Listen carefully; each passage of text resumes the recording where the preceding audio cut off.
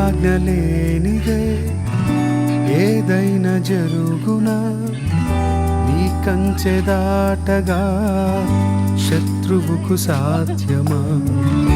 నీ ఆజ్ఞ లేనిదే ఏదైనా జరుగునా, నీ కంచె దాటగా శత్రువుకు సాధ్యమా? మా దేవా నీవే మా తోడుంటే చాలు.